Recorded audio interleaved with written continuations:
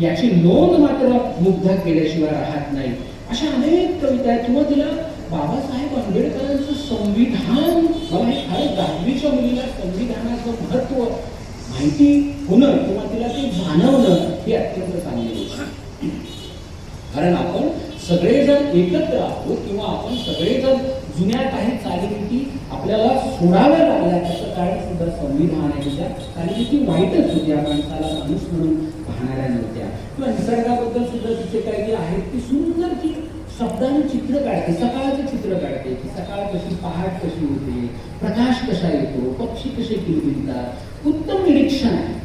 म्हणजे मला असं वाटतं तिच्या हातून शब्द काढले, एक जर समजा ब्रश केलं तर छान एक पोर्ट्रेट पेंटिंग तयार होईल. ती शब्दांनी काढते त्याची. तसं तिच्या निसर्गाबद्दल की श्रावणाबद्दलची एक सुंदर कविता आहे की श्रावणाचं वर्णन करण्याची. हा निसर्ग आता या सगळ्या पिढीपासून लांब चाललेला आहे म्हणून मला या कविता महत्वाच्या वाटतात. शहरामध्ये तुम्ही येऊन बघा, त्यांना माहिती नाही काय आहे. म्हणजे व्हॉट इज मीन बाय जातं असं जर शब्द विचारला तर काय जात आहे. म्हणजे मला असं कधीच वाटलं नाही कोणीतरी वर्गामध्ये व्हॉट इज मीन बाय जातं असं विचारेल आपल्याला. मला सांगतात की ना जात्याची व्याख्या. जातं म्हणजे काय सांगू मला. जातं म्हणजे जातं ते म्हणजे नाही. म्हणजे मी पाहिलंच नाही म्हणून मला सांगतात सर प्लीज जातं कसं आहे. मी कॉन्व्हेंटमध्ये शिकली आहे. मग मी म्हणलं कसं सांगावं की दगड असतो, त्या दगडावर दुसरा दगड, त्याचा गोल फिरतो, सांगावं कसं. या सगळ्या गोष्टीपासून आपण लांब चाललो. मी तसं काय तर खूप बोलता येईल, पण या निसर्गाबद्दल बोलताना एक सांगण्याचा मला अनुभव होतोय की युद्धाच्या या सगळ्या अनुभवात निसर्ग किती महत्वाचा. तुम्ही विचार करा, तुम्ही जे छोट्या गावात राहिला असाल, वाड्यात राहिला असेल, तुमच्याबरोबर कोण कोण राहत होतं एकदा बघा. माझ्या मेळा नावाच्या पुस्तकात एका लेखामध्ये मी लिस्ट केली. आमच्या वाड्यामध्ये लहानपणी मी ज्या वाड्यात खेड्यात राहत होतो 37 लोक आम्ही एकत्र राहतो. 37 माणसं नाही, 37 जीव एकत्र राहतो. घरातली माणसं वेगळे. म्हणजे काय, मी सगळी लिस्ट केली कोण कोण राहत होतं. पाल होती, सरडा होता, सापसोळी होती, ढेकून होते, दास होते, गाय होती, कुत्रा होता, कबूतर होतं, चिमणी होती. अशी मी लिस्ट केली. एक 37 जीव राहत. याला म्हणतात सहजीवन. आपल्यासोबत ते पण राहत होते. पोळी आणि भाकरीला तर मुंग्या होणे फारच कॉमन होतं. की मुंग्या होतच होत. आई म्हणायचे काय होतं त्याला, झटकून खा ना. आता मात्र आपण औषधाचं ती फवारणी घेऊन मुंग्याला होऊ देते. कारण या पोळी आमच्यासाठी येते, मुंग्यांसाठी कोणा दुसऱ्यासाठी नाहीच. पण आपली संस्कृती कृषी संस्कृती अशी आहे की खेड्यामध्ये माणूस जेवायला बसल्यानंतर भाकरीचा तुकडा बोलण्याआधी विचारतो घरच्यांना ढोराला पाणी दाखवलं का. ते जण आणि नाही तर तो ताटावरचा उठतो, बकेटात पाणी घेतो, आधी ढोराला पाणी दाखवतो, मग भाकरी खातो. ही आपली संस्कृती आहे, सहजीवन आहे. आपले हे सगळे आपल्या सोबत आहे. म्हणून निसर्ग महत्वाचा आहे. आणि नव्या पिढीला काय करून ठेवलंय आपण. खूप लांबच्या दुसऱ्याबद्दल बोलणं फार सोपं असतं. माझ्या घरातला प्रसंग असा आहे की मी एकदा विद्यापीठामध्ये, माझी मुलगी 5 वर्षाची असताना तिला मी विद्यापीठात आंबराई दाखवायला घेऊन गेलो. कारण तिने आंबराई पाहिली नव्हती. मी सगळ्या आंबराया शोधून काय तिथले आंबे चोरून मार खाऊन सगळं झालं होतं माझं लहानपणी. तिने आंबराईच पाहिली. मी तिला घेऊन गेलो आणि ती छोटी 5 वर्षाची मुलगी 4-5 वर्षाची अशी फ्रॉक घालून इकडे तिकडे पळत होती आणि ती आंबे बघत होती. तुटलेले आंबे पडलेले छान दिसत. तिला आनंद झाला. तिला छोटा गोटी आंबा पिवळा समजायला पिकलेला होता. ती म्हणाली बाबा मी घेऊ शकते का. मी म्हणून हो घेऊ शकतेस. तिने आंबा घेतला. ती म्हणे मला खायचा आहे पण कसं काय खाऊ. म्हणजे खा की. म्हणजे चाकू कुठे. तिला माहितीच नाही आंबा कसा खातात. म्हणून बेटा असं नाही, हा आंबा कसा खातात. म्हणून तिला तो माचून दिला. मी तिच्या हातात दिला तर तिला भीती किती बघा, दडपण किती, ताण किती. ती म्हणे बाबा हे जर माझ्या फ्रॉकवर पडला तर फ्रॉक खराब होईल. मी म्हणलं बिलकुल फ्रॉक खराब होऊ दे, आपण घरी गेल्यावर दुसरा फ्रॉक बदलू, पण तू आज आंबा खायचा. तिने तो मातलेला आंबा खाल्ला. तिला छान लागला. तिच्या चेहऱ्यावर कळालं. मला उत्सुकता, कवी म्हणून, माणूस म्हणून, प्राध्यापक म्हणून मी तिला विचारलं बेटा आंबा कसा लागला. मला उत्सुकता की काय म्हणते हिची पहिल्यांदा ताजा झाडावरचा आंबा खाणारी मुलगी असं पहिल्यांदा ते अनुभव मुद्दा मांडते की रसरशीत अनुभव मांडते. म्हणलं काय म्हणते, तुला कसा लागला बेटा आंबा. बाबा हा आंबा ना फ्रुटी सारखा लागला.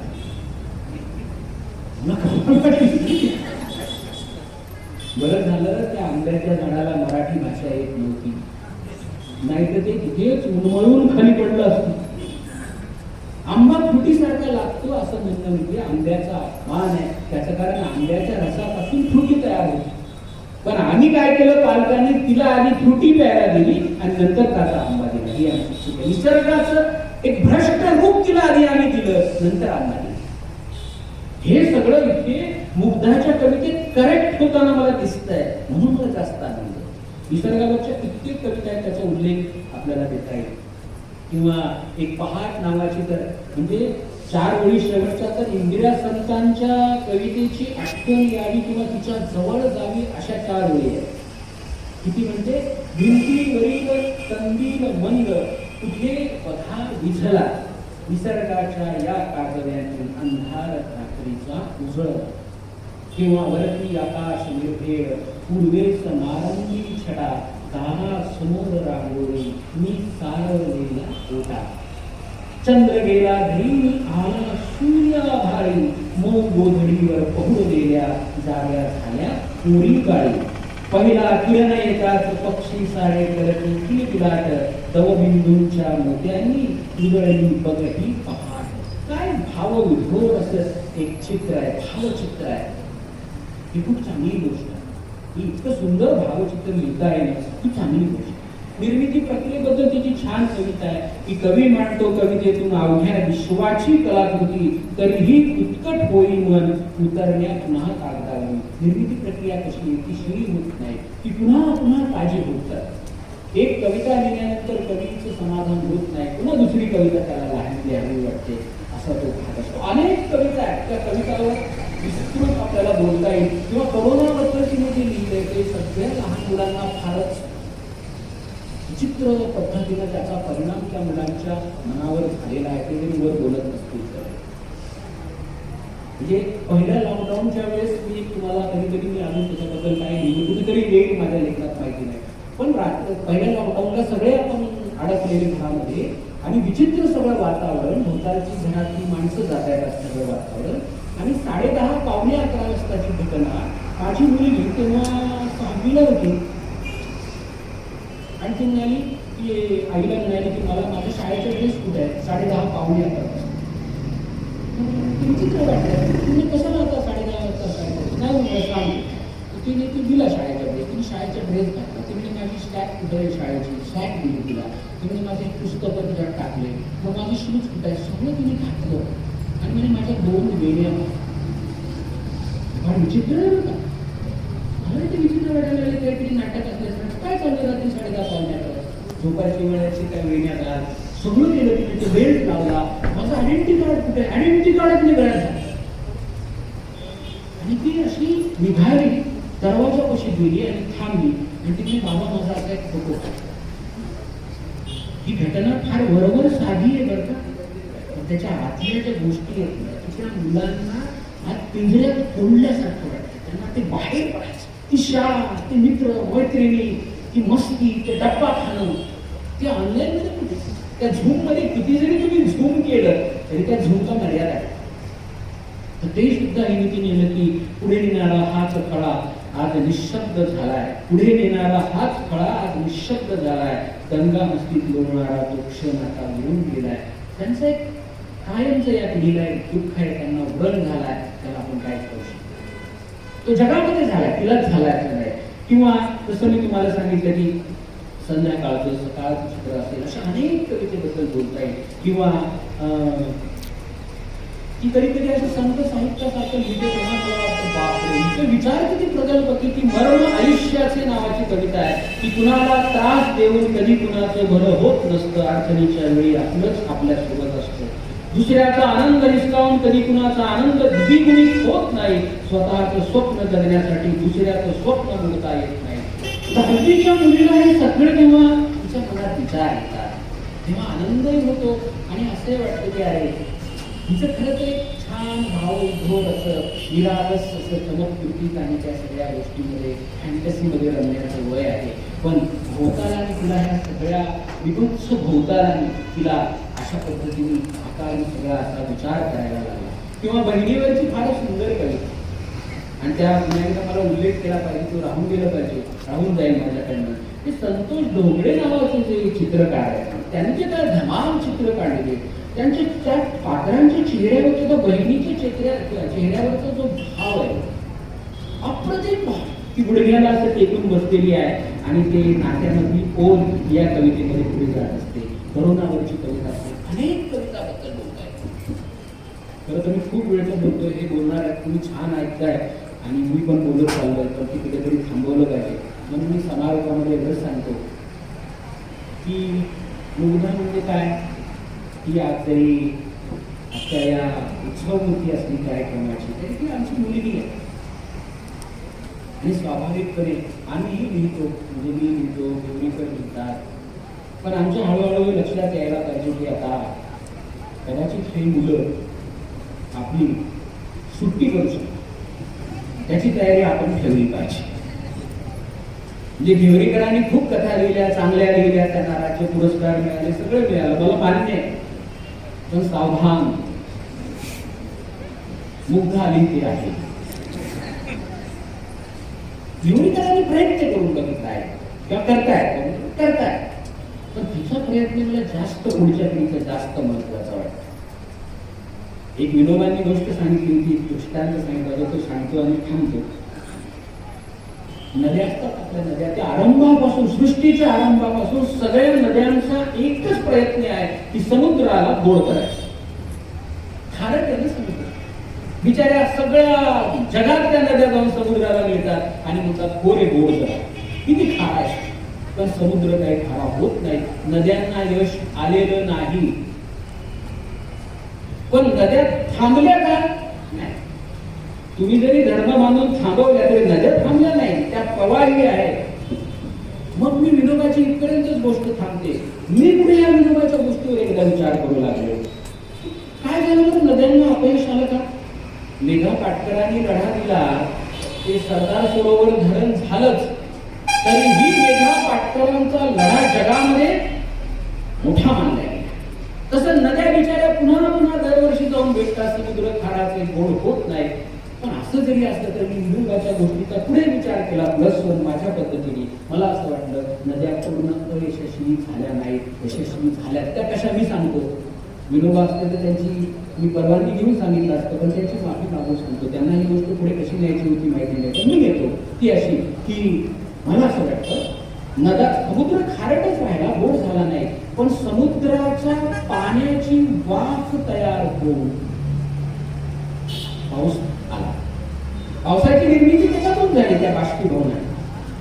आणि पाऊस आल्यानंतर काय झालं, आमच्या काळ्या मातीमध्ये पीक आलं. पीक आल्यानंतर त्याला दाणे आले, त्याला फळं आली, आणि ती फळं गोड होती किंवा आहेत. म्हणून मला वाटतं नद्याला समुद्राचं थेटपणे पाणी जरी गोड करता आलं नाही, तरी अशा पद्धतीनं नद्यांनी शेवटी फळामध्ये उतरलेलं पाणी समुद्राचं गोड करून दाखवलंच. आणि हीच जिद्द कवीची असते. त्याला माहिती असतं भोवताल असं सगळं चालू आहे. त्याच्या एका कवितेमध्ये आहे सुद्धा की कवी पुन्हा एकदा थकत नाही, पुन्हा एकदा लिहित असतो. आणि असं पुन्हा एकदा लिहिण्याकरता मी मुग्धाला खूप खूप शुभेच्छा देतो. त्यांनी खूप लिहावं. आणि खरं तर मजा यातच असते की इतके दिवस घेवरीकरांची, उमेश घेवरीकरांची मुलगी असं म्हणून तिला गावभर ओळखत होते किंवा बाहेर ओळखत होते शाळेमध्ये. मला असं वाटतं ते असं झालं पाहिजे की मुग्धाचे वडील म्हणजे उमेश घेवरीकर अशी ओळख त्या, कारण तरच ती पुढे गेलेलं आहे सगळं. इथेच थांबून मजा नसते. नदी वाहती राहिली पाहिजे, तशी ही निर्मिती सुद्धा वाहती राहिली पाहिजे, कला पुढे गेली पाहिजे. आणि मुग्धा असं काहीतरी नक्की करेल. आम्ही पुढे चालून मग मुग्धाचे वडील म्हणून उमेश घेवरीकरांना ओळखू असं मलाही वाटतं. आणि त्यात आम्हाला नक्की आनंद आहे. मी तिला खूप खूप शुभेच्छा देतो, तिचं अभिनंदन करतो. पण एवढा सगळा कार्यक्रम, एवढं सगळं बघून आम्ही आपल्या येऊन पाहण्याने भाषण केलं, म्हणून तुम्ही खूप असं समजून नये की अरे नाही, आता तुझं खरं काम सुरू झालंय, आता तुला पुन्हा एकदा हे गांभीर्याने वाचावं लागेल, पुन्हा समजून घ्यावं लागेल, कारण तुझी जबाबदारी वाढली. इतके दिवस शाळेमध्ये फिरणारी 10वीची मुग्धा होती, आता लोक तुझ्याकडे पाहताना कविता लिहिणारी मुग्धा असं म्हणतात. आणि आपल्याकडे जेव्हा कोणी कविता लिहिणारा माणूस म्हणून पाहतो तेव्हा माणूस म्हणून सुद्धा आपली जबाबदारी खूप वाढलेली असते. आणि लोक म्हणतात कविता लिहिता आणि असं करतात आहोत, एक पुस्तक वाचत नाही कविता लिहितात असो. म्हणून मुद्दाची जबाबदारी वाढली. मला आशा आहे की नक्की त्या पूर्ण करेल. मी तिला पुन्हा एकदा शुभेच्छा देतो. आणि मी तुम्ही ऐकताय म्हणजे मला असं लक्षात आलं नाही, मी खूप वेळ बोलत गेलो त्याच्याबद्दल पण मी थोडासा संकोचलो आहे. पण हरकत नाही, आता बोललोय त्याला काहीच करता येत नाही. तर तुम्ही सगळ्यांनी ऐकलं, मी मला बोलवलं आणि एवढी सुंदर सकाळ मला अनुभव त्याबद्दल मी संयोजकाचा सुद्धा मनपूर्वक आभार मानतो आणि थांबतो. धन्यवाद. धन्यवाद सर. सर तुम्ही मगाशी म्हणालात की तुम्हाला नक्की आवडेल आमच्या वर्गात यायला. तर आम्हालाही खरंच खूप आवडेल की तुम्ही जर आमच्या वर्गात येऊन बसलात तर. खरंच सर, आम्हाला खूप आवडेल. आता मी सुप्रसिद्ध बाळ साहित्यिक माननीय एकनाथ आव्हाड यांना विनंती करते की त्यांनी त्यांचं मनोगत व्यक्त करावं.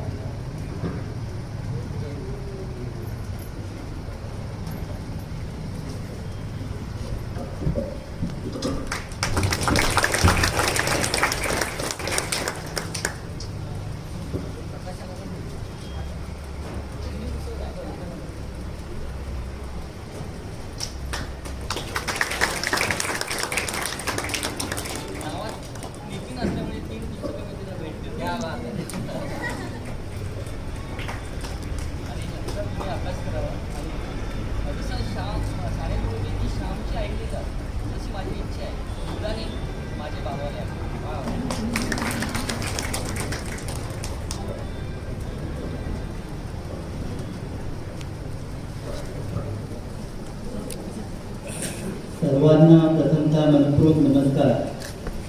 आजच्या या मुग्धाच्या बालकविता संग्रह मुग्धाच्या कविता या पुस्तकाच्या प्रकाशन सोहळ्याला उपस्थित असलेले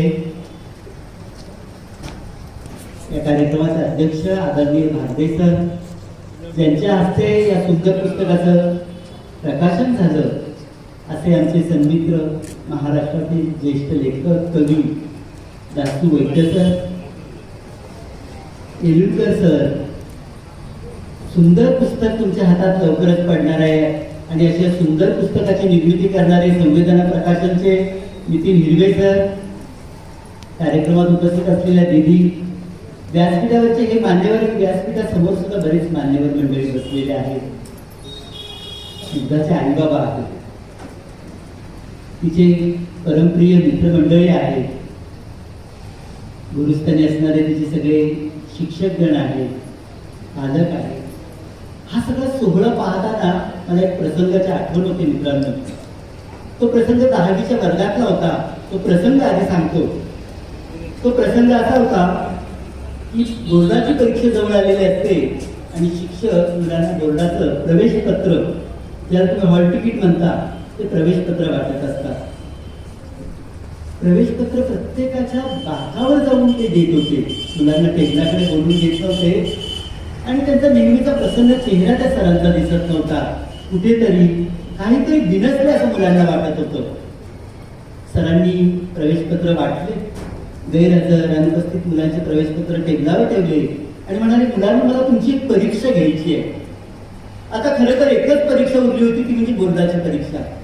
सगळ्या तोंडी परीक्षा, प्रिलिम परीक्षा, प्रयोग परीक्षा, सगळ्या परीक्षा पार पडल्या होत्या. आता बोर्डाची परीक्षा उरली होती आणि असं असताना सर अचानक कुठली परीक्षा घेणार आहे. आईच्या परीक्षा म्हटलं पोटात भीतीचा गोळा उभा राहतो. काय म्हणतात, असू दे परीक्षा, बघूया काय आहे ती. अशा पद्धतीने वर्गात संमिश्र भावना निर्माण झाली. आणि अशा वेळी सरांनी काय करावं, कुठली परीक्षा घ्यावी. तो सोबत एक नकाशा आणला होता आणि तो गुंडाळलेला नकाशा त्यांनी उलगडून दाखवला, तर तो भारताचा नकाशा होता. मुलं म्हणते, याच्यावर परीक्षा म्हणजे काहीतरी एखाद्या राज्याची राजधानी, एखाद्या राज्याचं नाव, हे असलीच काहीतरी नकाशा परीक्षा असेल. त्यावेळी सरांनी असा नकाशा ताट मुलांसमोर धरला आणि राजू नावाचा उशिरा येणारा मुलगा दारात उभा. सर सर वर्गात येऊ. सरांनी राजूला बसून घेतलं, पुन्हा परीक्षेचं आवाहन केलं. सरांनी काय करावं, नकाशाचे तुकडे केले आणि म्हणाले, गटागटाने या आणि ह्या देशाचा नकाशा मला जोडून दाखवा. हुशार मुलांचा गट पुढे सरसावला. ते नकाशाचे तुकडे घेतले, एक एक नकाशा ते तुकड्या जोडायला लागले. पण त्या हुशार मुलांना नकाशा जोडता आला नाही. ज्या नकाशाचा नेहमीच आपण अभ्यास करतो असा हा नकाशा आपण जोडला नाही. हे त्या मुलांच्या लक्षात आलं. कुठेतरी काहीतरी चूक राहिली आहे, पण ती चूक ती नेमकी लक्षात येईना त्या मुलांच्या. दुसरा गट पुढे आला, तिसरा गट आला. असं करता करता दारातून उशिरा आलेला राजू त्या हुशार मुलांना म्हणाला, मी प्रयत्न करून पाहू का? मुलं म्हणाले, तू काय प्रयत्न करणार? जिथे आम्हाला नकाशा जोडता आला नाही, तू काय जोडणार? तो म्हणाला, मला एक संधी तर द्या. हुशार मुलांनी नकाशाचे तुकडे राजूकडे दिले आणि जोड कसा जोडतोय ते बघतो आम्ही नकाशा. मित्रांनो, राजू एक एक नकाशाचा तुकडा जोडायला लागला. राजू जोडत नव्हता, तर त्या जोडण्याच्या कामात आपलं मन सुद्धा ओतून ते काम करत होता, जीव ओतून काम करत होता. आणि तुम्हाला सगळ्यांना सांगायला खूप आनंद होतोय की त्या राजूने एकट्याने तो देशाचा नकाशा तंतोतंत जोडला. कुठेही कसलीही छोटीशी सुद्धा चूक नाही. सगळ्या वर्गाला आश्चर्य वाटलं. प्रत्येक मुलाच्या ओठावर एकच प्रश्न, ए राजू, तू नकाशा कसा काय जोडलास रे? ए राजू, तू नकाशा कसा काय जोडलास रे? त्यावेळी राजूने जे काय उत्तर दिलं ते तुम्ही आम्ही आपल्या हृदयाच्या कप्प्यात जपून ठेवण्यासारखं उत्तर दिलं. राजू म्हणाला, मी जेव्हा दारातून येत होतो तेव्हा नकाशाची मागची बाजू दिसली मला. नकाशाच्या मागच्या बाजूवर एका माणसाचं चित्र होतं. मी काय केलं, माणूस जोडला, देश आपोआप जोडला गेला. माणूस जोडला, देश आपोआप जोडला गेला. मला वाटतं त्या राजूला कळलं की देश म्हणजे नद्या, पर्वत हे नसून माणूस माणसाशी जोडला गेला पाहिजे. मला वाटतं या मुग्धाच्या कविताच्या प्रकाशन सोहळ्यात आपण एकमेकांना या कवितेने जोडले गेलेलो आहोत. म्हणून आपण मुग्धाचं मनापासून अभिनंदन करूया. आणि आजच्या दिवशी तिला माझं एक नवीन पुस्तक शब्दांची नवलाई सुरुवातीला मी भेट म्हणून देतो. मुग्धा, तुझ्यासाठी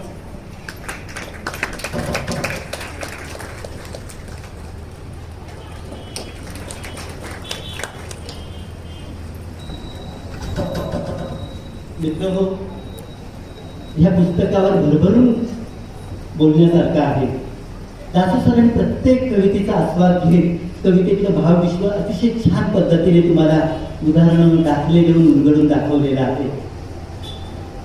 पण मला आणखी एक सांगायचं, जेव्हा या कविता माझ्याकडे प्रस्तावना लिहिण्यासाठी आल्या, उमेश घेवडीकर आमचे परम मित्र, त्यांची इच्छा होती की या पुस्तकातल्या कविता वाचून या पुस्तकाला मी प्रस्तावना लिहावी.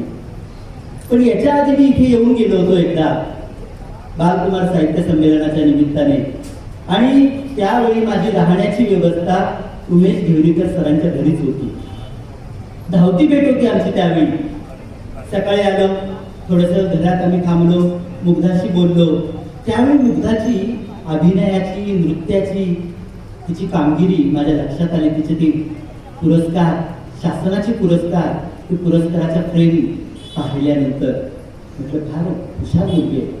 पण जेव्हा या पुस्तकाच्या निमित्ताने घेवडीकर सर म्हणाले की मुग्धाच्या कविता आहेत, तेव्हा मी चकित झालो की एखादी मुलगी किती छान कला जोपासू शकते. आणि तेव्हा मित्रांनो, मला सांगायचं आहे तुम्हाला की शिक्षण म्हणजे नेमकं काय? शिक्षण म्हणजे नुसतं वही पेन नाही. शिक्षण म्हणजे नुसती गुणांची टक्केवारी नाही. तर शिक्षण म्हणजे मला पुढे जाऊन सांगावंसं वाटतं की शिक्षण म्हणजे आपण म्हणतो की मनाला माणुसकीकडे नेण्याचा मार्ग. शिक्षण म्हणजे बुद्धीला सत्याकडे नेण्याचा मार्ग. शिक्षण म्हणजे शरीराला खऱ्याकडे, श्रमाकडे नेण्याचा मार्ग म्हणजे शिक्षण. पण त्याही पुढे जाऊन मुग्धाने शिक्षणाची छान व्याख्या केलेली आहे आणि त्याप्रमाणे ती जगत आहे. ती म्हणते शिक्षण म्हणजे अनेक कलांचा संगम, अनेक कला जोपासणे, अनेक कलांमध्ये रममाण होणे आणि त्या कलेने इतरांना आनंदित करणे. आज हे फार कठीण झालेलं आहे. लोक स्वतःच आनंदित होतात, स्वतःच्याच विश्वात मशगूल होतात. पण ही नृत्यातून, नाट्यातून, कवितेतून समोरच्याला आनंदित करण्याचे प्रामाणिक प्रयत्न करते आहे. त्यामुळे अशी किमया ही 9वीची मुलगी की जेव्हा या कविता माझ्या हातात आला, ती आता यावर्षी 10वीला आहे. पण 10वीच्या मानाने तिच्या कवितेची समज भल्याभल्याला अचंबित करणारी आहे. मुग्धा हा कल्पनेच्या विश्वात भरारी मारते आणि पटकन कुठेतरी माणसाला सत्यात येऊन उभं करते, एखादा नवा विचार देते. दासू सरांनी खूप छान नेमकं टिपलं पहिल्या कवितेतलं की इतकी कल्पनाशीलता, आपल्याला अनेक कडव्यांतून दिसून येते, शेवटी एकदम आपल्याला आवाज करून टाकते दप्तरांच्या ओझ्यांचं. तर अशा तिच्या अनेक कविता आहेत की ज्या आपल्याला स्तंभित करतात. तिने एक कविता बघा लिहिली, त्याच्या 4च ओळी मी ऐकवतो कारण आपल्याला उशीर झाला, मी सगळ्या कविता नाही ऐकवणार. की झाडे लावा झाडे जगवा घोषणांचा नुसता पाऊस, झाडे लावा झाडे जगवा घोषणांचा नुसता पाऊस, फोटो पुरते वृक्षारोपण नका करू नुसती हाऊस. फोटो पुरते वृक्षारोपण नका करू पुरते हाऊस. तिने कुठेतरी पाहिलंय, कुठेतरी अनुभवलंय, कुठेतरी तिच्या लक्षात आलंय की अशा पद्धतीचं त्यावर तिने आपल्या कवितेतून बरोबर नेमकं बोट ठेवलेलं आहे. मुग्धांच्या कवितेतली आणखी एक जमेची बाजू की ती कल्पनेचे पंख लावून भरायला तर घेते, पण ती एक नवा विचार सुद्धा तिची कविता देत असते. अनेक कविता आहेत तिच्या की माणसाला स्तंभित करणाऱ्या आहेत. आईविषयीचे तर आहेतच कविता की शाळेतून आल्यावर सुद्धा करतेच ग काम, करत कधीतरी थोडा तरी आला. ह्या कविता आहेतच, पण तिच्या आणखी एक मला विशेष कविता वाटते ती म्हणजे तिला कवितेत टिळक, फुले, आंबेडकर, शिवराय, संभाजी हे महत्वाचं वाटतं. की टिळक, फुले, आंबेडकर, शिवराय आणि संभाजी, पोवाडा आणि गाणी सांगते त्यांची कहाणी. शेतकरी आणि मावळे, सैनिक आणि व्यापार, हुतात्म्यांनी केला असे मरणाचा स्वीकार. शेवटी ती म्हणते आम्ही सर्वजण जपणार महाराष्ट्र समृद्धीचा वारसा.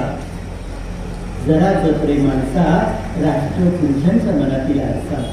सर्वांनी करावे मनापासून इथल्या मातीला वंदन, सर्वांनी करावे मनापासून इथल्या मातीला वंदन. नेहमी जागते ठेवा मनात समतेचे हे कोंदण, नेहमी जागते ठेवा मनात समतेचे हे कोंदण. ती 10वीची मुलगी स्वातंत्र्य, समता, बंधुता, मानवता याच्यावर विचार करते, कवितेतून व्यक्त होते. ही फार मोठी गोष्ट आहे मित्रांनो.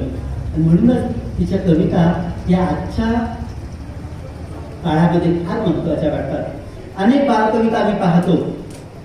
माझ्या बालपणी कसं होतं ते आता लिहिण्याचा प्रयत्न बऱ्याचदा सर्रास सुरू असतो, पण पुलाखालून बरंच पाणी निघून गेलेलं असतं. आत्ताची मुलं ज्या भोवताला ज्या वावरतायत त्याचे पडसाद आत्ताच्या कवितेत दिसायला हवे, आणि ते पडसाद आपल्याला मुग्धाच्या कवितेत दिसतात. हे एक विशेष बाब आहे. बघा, मी जेव्हा ढेवलीकर सरांना विचारलं की मुग्धा कधीपासून कविता लिहिते, तर त्यांनी काय सांगत, 4थी पासून कविता लिहिते. 4थीला लिहिणारी मुग्धा ती 10वीला तिचा संग्रह प्रकाशित होतो. नाही का हल्ली कविता किती लागतात पुस्तकात, 51 ना, उद्या लिहून देतो तुम्हाला असं म्हणून कवितांचं बाळ देऊन ते प्रकाशित करतात. पण मुग्धाने 4थी पासून याच्यासाठी तिच्या आईवडिलांचे खरं तर धन्यवाद मानले पाहिजे. त्याच्या बऱ्याच कविता त्यांनी ज्या कविता म्हणून वाटतात त्या ह्या पुस्तकात आहेत मित्रांनो. बघा की एक उदाहरण आहे की एका प्राचार्यांकडे एक पालक येतो, म्हणतो तुमच्याकडे कोणकोणते कोर्सेस आहेत. तो म्हणे वर्षभराचे कोर्सेस आहेत आमच्याकडे. म्हणे काय वेळ काढूपणा करता, वर्षभराचे कोर्सेस म्हणजे किती वेळ जाणार, त्यापेक्षा असे शॉर्टकट कोर्सेस आहेत का, लॉंग टर्म कोर्सेस नको. ते प्राचार्य फार छान उत्तर देतात. म्हणजे तुम्हाला कोणते कोर्सेस पाहिजे तुम्ही ठरवा. अक्रोडचं झाड पूर्ण वाढण्यासाठी 8 वर्ष घेतं आणि भोपळ्याचा वेळ 2 महिन्यात सुद्धा भोपळे घेतो. तुम्हाला भोपळे पाहिजे की अक्रोड पाहिजे तुमचं तुम्ही ठरवा. मला वाटतं अतिशय सबुरीने तिचा 4थी पासून लिहिणाऱ्या कविता आत्ता तिचा 10वीला संग्रह प्रकाशित होतोय. ही फार चांगली गोष्ट आहे की ते घाई गडबड आपल्याला दिसत नाही. आणि मला तिच्या कवितेत आणखी एक विशेषत्व जाणवतं की आपण म्हणतो की एखादा कवी समाधानी झाला की मी छान लिहितो, माझे छान शब्द कागदावर उतरतात की तिथे कविता त्यानंतर तो संपतो. पण हिच्यामध्ये एक अतृप्तता आहे, तिला आणखी काहीतरी शोधायचं आहे, आणखी कवितेतून काहीतरी मांडायचं आहे. कवितेची कविता ही तिची कविता पहा.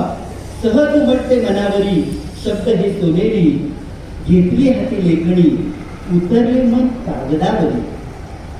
एक एक करत लिहिल्या गेल्या पंक्ती झाली कविता पूर्ण तरी हजारो शब्द वरती. बघा, झाली कविता पूर्ण तरी हजारो शब्द वरती उरी. लिहिता तो कवितेचा शब्दांचा घडा ओसंडून वाहे, पण हे लाभते त्याला ज्याचे कवीचे मन आहे. शेवटी बघा ती काय म्हणते, कवी मांडतो कवितेतून अवघ्या विश्वाची कलाकृती, तरीही उत्कट होई मन उतरण्या पुन्हा कागदावरी, तरीही उत्कट होई मन उतरण्या पुन्हा कागदावरी. की आणखी काहीतरी तिला मांडायचंय का शब्दांतून, आणखी काहीतरी तिला शब्दातून व्यक्त व्हायचं एखादा विषय घेऊन.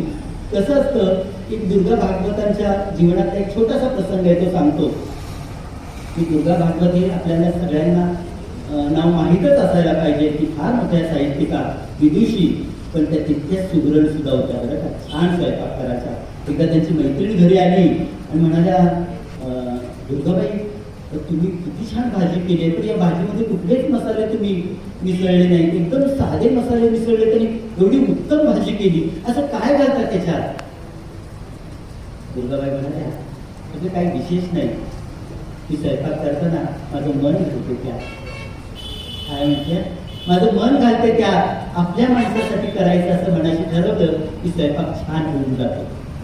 मला वाटतं मुग्धा मनापासून आपल्या मनातला सगळा भाव प्रामाणिकपणे शब्दांतून व्यक्त करण्याचा प्रयत्न करत असते.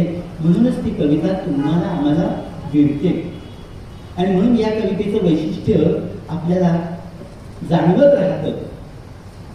खूप बोलण्यासारखं आहे, पण आपल्याकडे वेळ भरपूर झाला, 1:30 वाजून गेलेले आहे. पण मी आणखी एक सांगेन की आजच्या या सोहळ्यात येताना की बाल कविता संग्रहाचं प्रकाशन, बाल कवयित्रीने लिहिलेल्या बाल कविता संग्रहाचं प्रकाशन, आमचा परिचय करून देणारे, प्रस्तावित करणारे सगळे बाल गुणी कलाकार. आणि त्यामुळे हा इतका सुंदर योगायोग आहे की त्यामुळे बाल कवितेचे प्रकाशन हे अतिशय सार्थकी लागल्यासारखं झालं की या लहान मुलांनीच हा कार्यक्रम उंचीवर नेल्यासारखं वाटलं आम्हाला. किती छान पद्धतीने ही मुलं की इथे मोठ्यांचे अजिबात कुलकूट नाही, परिचय करून देणारे, प्रास्ताविक करणारे मध्ये मध्ये.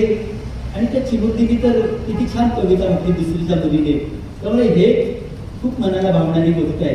त्यामुळे अशा अतिशय छान आठवणी आम्ही घेऊन सोबत जाणार आहोत. मुग्धाला आम्ही खूप भरभरून आशीर्वाद देतो, खूप खूप मनापासून शुभेच्छा देतो की मुग्धा ही सुरुवात झाली आहे साहित्याच्या दालनात. तू पाऊल ठेवलेलं आहे, ते पाऊल यशदायी नक्की होणार आहे. पण दासू सरांनी सांगितलेलं ही सुरुवात आहे, खूप वाचायला पाहिजे. कसं असतं की मुग्धाने ह्या लहान वयात कविता लिहिल्यात मित्रांनो, पण आपल्याला एखादा गायक व्हायचा असेल, एखादा तानसेन व्हायचा असेल तर आधी आपल्याला तानसेन व्हावं लागतं. आधी खूप गाणी ऐकावी लागतात आणि त्याच्यातून त्याला आपलं गाणं अंगत पोचत जातं.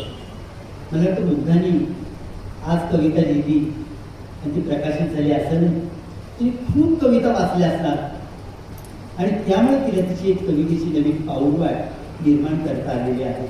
मला वाटतं ही सुरुवात आहे मुग्धाची. तिने अनेक अफाट वाचन करावं, म्हणतात ना खूप वाचावं कमी लिहावं, अशा पद्धतीने मुग्धाची वाटचाल नक्कीच तिच्या या सगळ्या पुस्तकावरनं तिच्या आतापर्यंतच्या कर्तृत्वावर आपल्याला दिसतं आहे. आणि ही वाट अतिशय यशदायी ठरणार आहे अशा शुभेच्छा मी मनापासून देतो आणि इथेच थांबतो. धन्यवाद. खरंच प्रत्येक माणूस जोडला गेला की देश आपोआप जोडला जातो. शिक्षण म्हणजे फक्त वही पेन नाही, शिक्षण म्हणजे फक्त टक्केवारी नाही, तर शिक्षण म्हणजे कला जोपासण्याचा सुंदर एक मार्ग आहे. धन्यवाद सर. मी माननीय जयंत येगलकर सरांना विनंती करते की त्यांनी त्यांचे मनोगत व्यक्त करावे.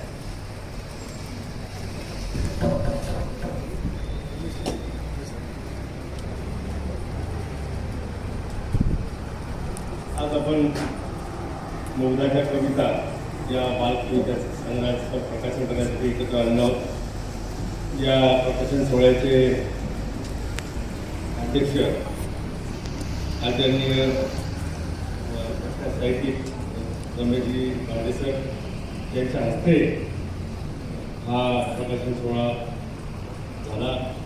असे नामवंत साहित्यिक लेखककार आणि आपण सगळेजण ज्यांच्या या प्रत्येक भाग्याच्या भाषणामध्ये आपण मंत्रमुग्ध झालो असे आदरणीय मान्य प्राध्यापक दासू वैद्य सर, तसेच बाल साहित्यिक मुंबईचे आदरणीय मान्य श्री एकनाथजी आव्हाड सर, या संविधान प्रकाशनचे मान्य नितीन हेगडे सर, आदरणीय दिदी, सर्व सन्मान्य उपस्थित. खरं तर आता माझी अशी परिस्थिती आहे की आपण सर्वांचं जेवण अगदी या दोघांच्या भाषणात तृप्त झालेला आहोत आपण. दुसरी गोष्ट अशी की फुलांच्या गड्डीमध्ये मेथीची भाजी जशी असते तशी माझी काहीशी परिस्थिती झाली. इतकं सुंदर आपण त्यांच्याकडनं या कविता संग्रहाचं निवेदन ऐकलं. आणि मुग्धा ही एका अतिशय संस्कारित घराण्यातील मुलगी आहे. कारण उमेशजी आणि आमचा गेल्या 25 वर्षापासून साहित्यिक सांस्कृतिक क्षेत्राचा संबंध असल्यामुळे मी अतिशय जवळ ओळखतो. वडीलचा पाहुणचारही आम्ही घेतलेला आहे. आणि खरं तर बाळासाहेब भारदेंच्या विचारांची पावनभूमी असलेला हा तालुका आणि भारतीय हायस्कूलमधील या सगळ्या मुलींनी या कार्यक्रमाचं निमंत्रण व्हावं, स्वागतोत्सव व्हावं ही फार मोठी गोष्ट आहे. कारण का गेल्या 2 वर्षामध्ये आपण पाहिलंय या कोरोनाच्या काळामध्ये आपल्या सगळ्यांची जीवनाचे संदर्भ बदलले सगळे. माणूस माणसाला भेटायला तयार नव्हता. आपण जगतोय तरी कशासाठी, आपण या प्रश्नामध्ये सगळे होतो. आणि या सगळा जे काय ढग होते हे बाजूला होऊन आज हे इतकं सुंदर चित्र आपल्याला जे काय दिसतंय त्यातनं जगण्याची आशा वाटते. मुलींचं जे काय ज्या पद्धतीने एका मुलीसाठी आपण या मैत्रीसाठी आपण जो हा कार्यक्रम ठेवला तर ते हे अतिशय मन प्रसन्न करणारं आहे. आणि बाळासाहेब भारदेंनी जशी या जिल्ह्यामध्ये राज्यामध्ये एक मोठी क्रांती केली विचारांची, तसंच मला असं वाटतं की भविष्यामध्ये मुग्धा सुद्धा उद्याची आमची शांत शेळके होईल या जिल्ह्याची, या महाराष्ट्राची, असं मला विश्वास वाटतो. आणि मुग्धा ही तशी कवयित्री आहे, ती लिहिते छान. मन हे खरं तर तुमचं मन बोलतं, परंतु तिने लिहितं सुद्धा केलं ही एक फार मोठी गोष्ट आहे. आणि तिच्या अभिनयाने सुद्धा आम्ही नेहमी मंत्रमुक्त झालेलो आहोत. गेल्या 2 वर्षापूर्वी महाराष्ट्र साहित्य परिषदेच्या आमच्या सावडी शाखेने एक मोठं बाल साहित्य संमेलन घेतलं 2 वर्षापूर्वी नगरला. त्यावेळेस तिच्या अभिनयाने आम्ही सगळेजण इतके मंत्रमुग्ध झालो होतो की हा जो संमेलन होता तिच्या त्या उपस्थितीने खऱ्या अर्थानं यशस्वी झाला होता, मला असं वाटतं. आणि आजच्या या सोहळ्याला खरं तर मला बोलवण्यात मला फार आनंद वाटला. दासोजी सरांचं, एकनाथजींचं विचार ऐकले आणि त्यांना भेटण्याची कायमच संधी प्रत्येक वक्ता, प्रत्येक उपस्थित रसिक घेत असतो. तशी संधी मला त्यांच्याशी बोलण्याची मिळाली. एकनाथजींच्या हस्ते आम्ही 2 वर्षापूर्वी मुंबईला या दिवाळी अंकाचं प्रथम पारितोषिक सुद्धा घेतलं होतं. पुन्हा त्या स्मृती जागृत झाल्या. आणि मला एक सांगायचं तात्पर्य असं की जसा अहमदनगर जिल्हा सहकार क्षेत्रामध्ये जिल्ह्यामध्ये मोठा आहे, या जिल्ह्याने मोठमोठे राजकारणी दिले आहे, तसंच साहित्य क्षेत्रामध्ये सुद्धा नगरनी आपला एक मोठा वारसा कायम जपलेला आहे. भविष्यामध्ये हाच वारसा मुद्दा कायम जपेल. मी नितीनजी हेगडे सरांना सुद्धा मी मनापासून धन्यवाद देतो की त्यांनी या पुस्तकाचं प्रकाशन, या संग्रहाचं प्रकाशन आपण केलं आणि एका मुलीला छान असं तिला प्रोत्साहित केलं. आणि तिची भविष्याची जी काही पावलं आहे ती किती बहारदार होणार आहे, किती प्रभावी होणार आहे त्याचं सुद्धा चांगलं दर्शन दिलं. खरं तर एका म्हणजे परमेश्वराचा, कलेचा, साहित्याचा साक्षात्कार झाला की आपले हात आपोआप जुळतात. तसंच काहीचं माझं मुलगाच्या या कविता पाहून झालेलं आहे. आम्ही भविष्यामध्ये या साहित्य परिषदेच्या माध्यमातून अनेक जे काही भविष्यातील जे काही आपल्या जिल्ह्यातील मुलं आहेत की ज्यांना या प्रतिभेमध्ये, साहित्यामध्ये उत्साह आहे, यासाठी आम्ही नक्कीच भविष्यामध्ये प्रयत्न करावा. आमचा दिवाळी अंक सुद्धा वारसा दिवाळी अंक आम्ही जिल्ह्यातल्या त्या सगळ्या साहित्यिकांना कायम प्रोत्साहन देण्यासाठी, त्यांना एक व्यासपीठ मिळावं यासाठी नामवंत लेखकांच्या सोबत त्यांचं सुद्धा आम्ही कविता प्रकाशित करत असतो. या अंकाला गेल्या 2 वर्षापासून महाराष्ट्रामध्ये विविध संस्थांच्या माध्यमातून प्रथम पारितोषिक मिळाले आहे. या ठिकाणी माझ्यासोबत मला खास घेऊन आले महाराष्ट्राचे माजी क्रिकेटपटू आणि जिल्ह्याचे प्रशिक्षक हे सुद्धा इथे आहेत. मी त्यांचेही मनापासून आभार मानतो की त्यांच्यामुळे मला निदान या कार्यक्रमाच्या वेळेपूर्वी वेळ येता आलं आणि छान वाटलं.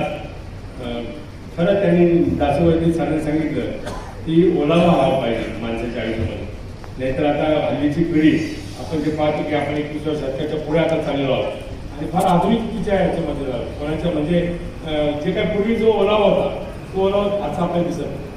आपण जे पूर्वी पाहायचो की 2 रूमच्या घरामध्ये सुद्धा एखाद्याचं लग्न असेल ते लग्न म्हणून घर म्हणून साजायचे.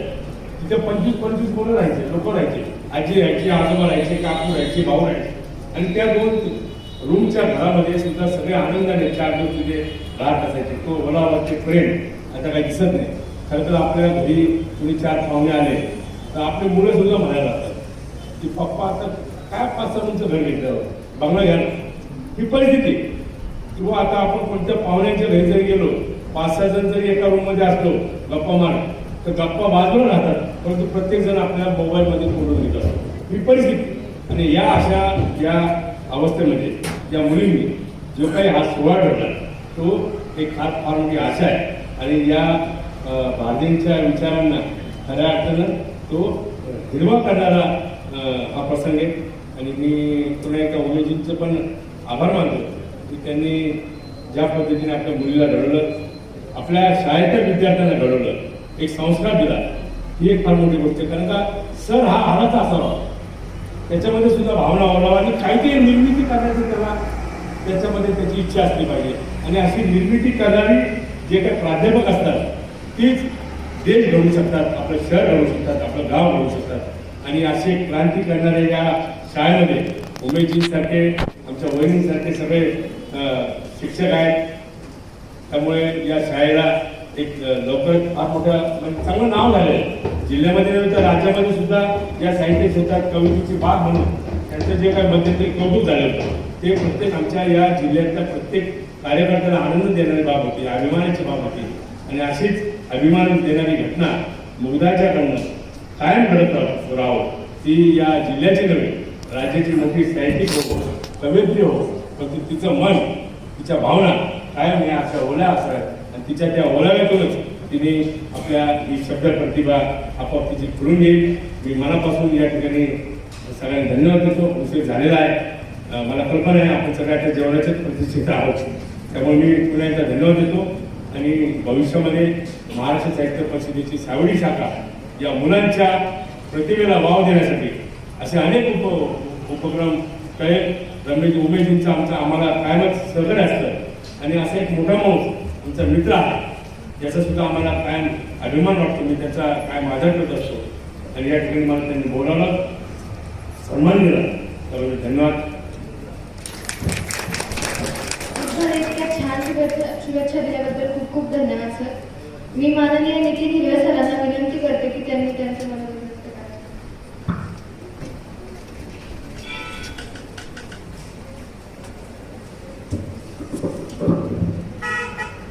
व्यासपीठावरील सर्व मान्यवर, सर्वांची नावं घेत नाहीये कारण वेळ झालेला आहे. दिवाळी झाली. मागच्या आठवड्यात नाशिकला फार मोठं अखिल भारतीय मराठी साहित्य संमेलन झालं. ज्या लोकांना खंत वाटली असेल की आपण त्या साहित्य संमेलनात नव्हतो त्या लोकांना आज खरोखर शेवटच्या सर्व लोकांना आनंद वाटला असेल. खऱ्या अर्थाने आज अखिल भारतीय मराठी साहित्य संमेलन या ठिकाणी प्रगट झाले.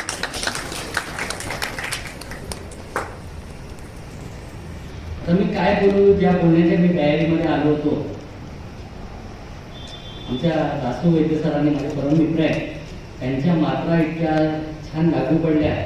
आणि आमचे परम मित्र बालसाहित्यकार एकनाथ आव्हाड यांनी जे शब्दांचं भरोडं या ठिकाणी निर्माण केलं आणि त्यानंतर अतिशय कमी शब्दामध्ये रमेशजी बोलले. कारण मी काय बोलावं हा मला मोठा प्रश्न पडला, पण मला बोलायला लागणारच. का तर मी ह्या कुटुंबातला एक सदस्य आहे. एवढंच म्हणेल, सूर शब्दांच्या ओठी आले की शब्द सुरांच्या ओठी, सूर शब्दांच्या ओठी आले की शब्द सुरांच्या ओठी, कुठून जुळलेल्या पुन्हा न कळल्या अशा ह्या रेशीम गाठी. पूर्णानुबंध ठाऊक नव्हते, पूर्णानुबंध ठाऊक नव्हते, एकमेकांना शोधित होते, नाते तसे जुनेच होते. आगमन झाले अशा ह्या मुलाच्या कविता संग्रहाच्या योगाने. नाते जुळले निमित्त होते, नाते जुळले निमित्त होते कार्यक्रमाचे, पण हे बंध हे अखंडवत आयुष्य रेशमांचे होते.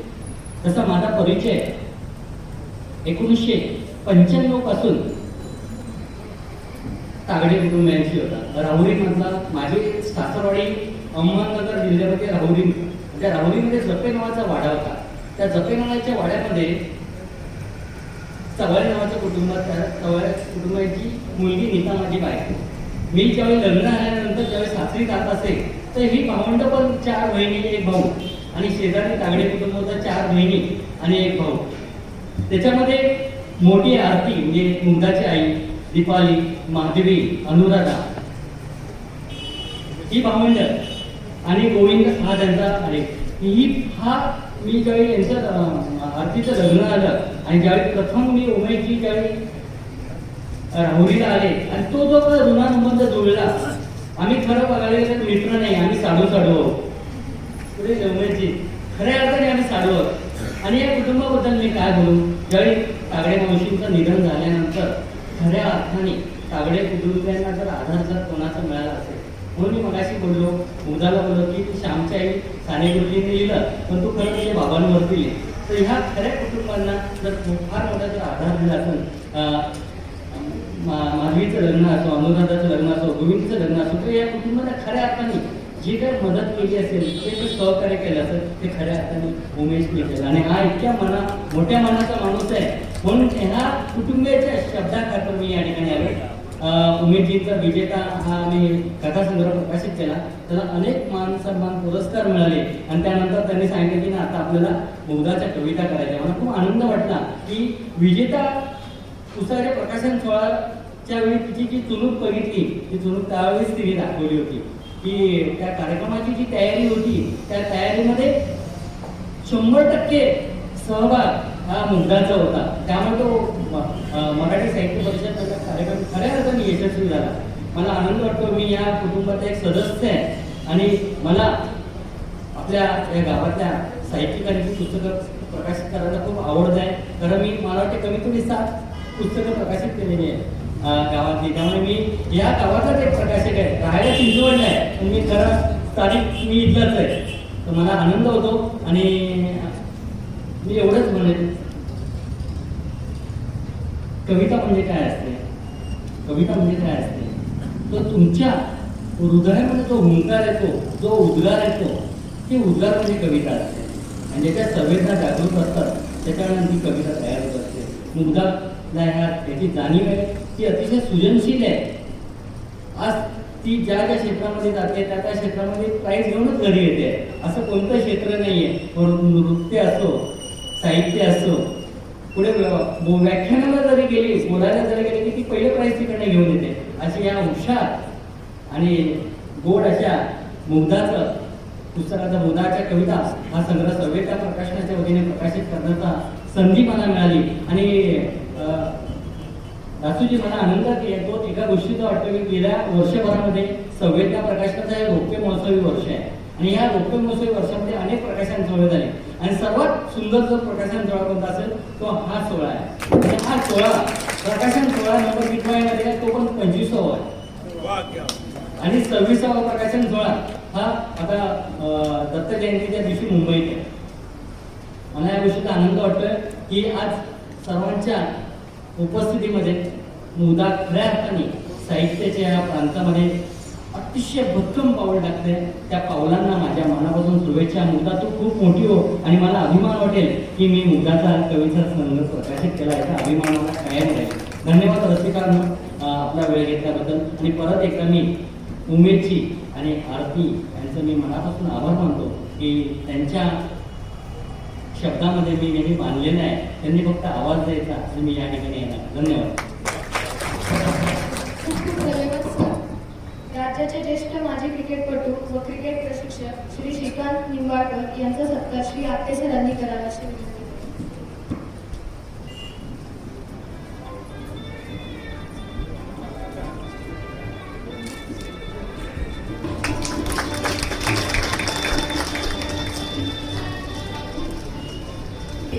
पण ते बाकीच्यांनाही जाणून घ्यायला आवडत नाही. उपस्थितीने खरं तर ह्या उत्सवाला दीपोत्सव करून टाकलाय ना असं माझं मत आहे आणि हे माझं भाग्य आहे.